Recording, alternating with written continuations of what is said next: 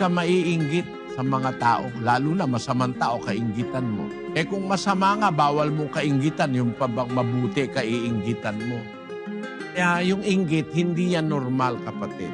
Ang inggit ay insinuated ng masamang espiritu sa ating mga puso.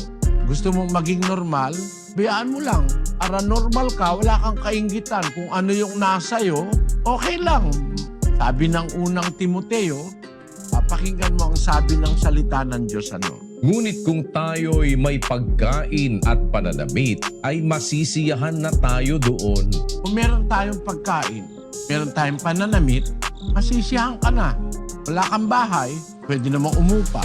Huwag ka mainggit. Eh baka may mainggit ka, eh nagnakaw ka para magkaroon ka nung wala sa'yo. Kung nakakakain ka naman, nakakainom ka, masiyahan ka na.